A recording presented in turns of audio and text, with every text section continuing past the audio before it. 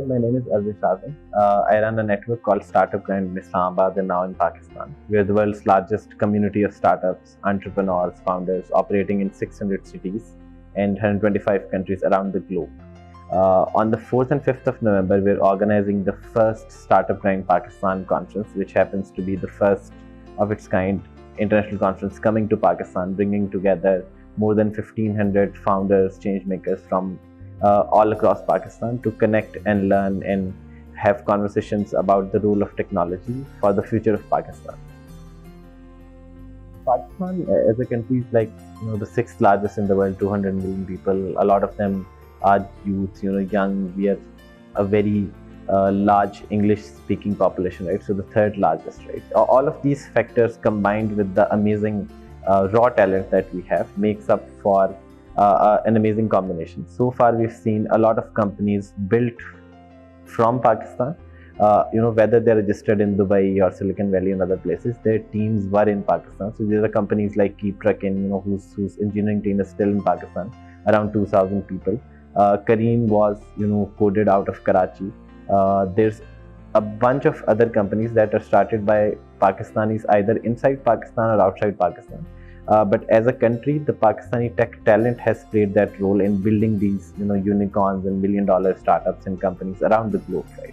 So number one is that we need to recognize this and we need to own this as a nation, right? We need to own Careem, because so not just because it's based in Dubai, we can't say it's not a Pakistani company, right? So a company like Skype, around 4 countries claim Skype to be their company, right? So Estonia, Sweden, a lot of other countries. So now companies are not restricted to geographies; they are more global, right? So Google is around the globe, and in this way, we need to kind of take ownership of the successes that Pakistanis have created by using the tech talent that is based inside Pakistan, or by going out in the world, especially in Silicon Valley. There's a massive crowd who hails from Pakistan who are very successful.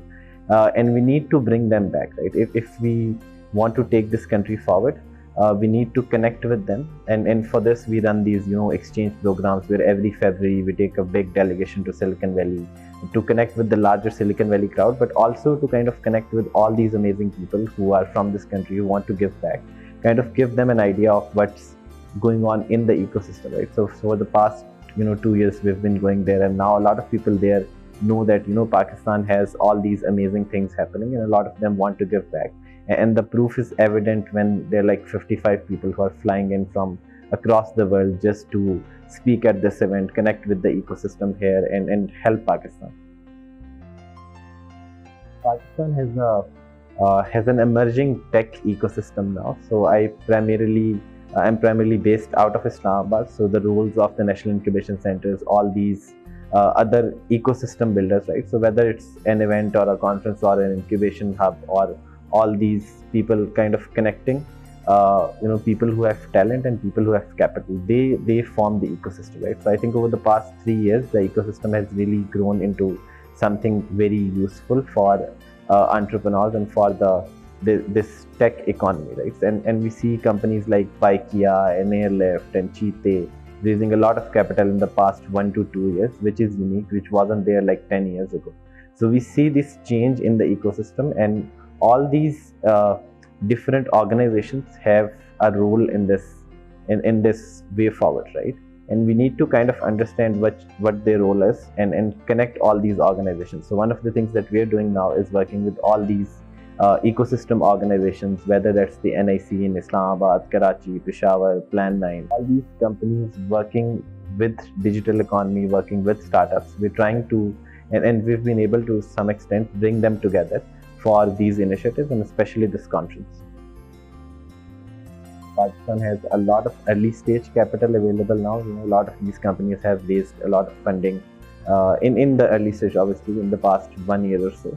But now, these local VC funds kind of combining with global funds, right? So Sarmayakar just raised, I think, from the World Bank IFC, right? Fatma Ventures has partnered with Gobi Partners, which is like $1 billion fund. There's a number of other international funds which have co-invested in Pakistani startups with local VCs. So I think it has started to pick off, and In the next couple of years, what we will observe is that hopefully a lot of capital will start flowing towards Pakistan from the Southeast Asian market.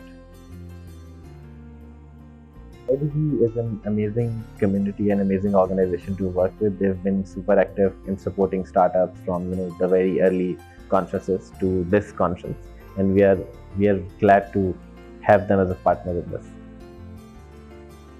Over the past years, I've hosted more than 30 fireside chats, 30 leaders, entrepreneurs, founders, change makers. What I've observed is that this not only just builds the community by bringing together and kind of creating a safe place for all these newcomers and entrepreneurs and founders to come together and connect with each other, but at the same time it creates a lot of momentum in the local ecosystem, right? So we see all these people not just connecting with the speaker that's at the event, but also with themselves and coming to these spaces and learning about these ecosystems. So we've seen a lot of success over time. A lot of that we haven't measured, but some of the things like people have gotten jobs and investment, and I think one guy recently got a startup visa to Canada from one of the sessions that we organized, right? And that's the kind of impact we're looking for, right? Just by connecting amazing people, you can create a lot of momentum out of this. We believe that one of the critical hurdles in the growth of the Pakistani tech industry, and when we say tech, we mean the startups, the tech talent, all these IT outsourcing companies which form a major chunk of our exports, right? Is that a lot of them haven't gone out and explored and connected with the leading tech hubs in the world, right? So a lot of these companies start online, like outsourcing or tech talent, and kind of work remotely with their clients. But it's very important to kind of go out and not just market yourself to the world, but also connect with them and learn from them and learn what works there, and kind of develop a better context of the customers that you're working with. So over the past 2 years, we've organized multiple technology exchange programs for founders, for software developers, for business people, for people from the government, to Silicon Valley, to London, to Barcelona, to now Scandinavia. We took like a group of 50 people for the Pakistan Tech Summit in Oslo. And we think this exchange needs to continue. So a lot of us need to go out, and more people need to do this. More organizations need to kind of create these platforms which enable people to go out. But at the same time, we want to bring people back to Pakistan for conferences like Startup Grind and 0 to 1 and all these other amazing initiatives which are happening.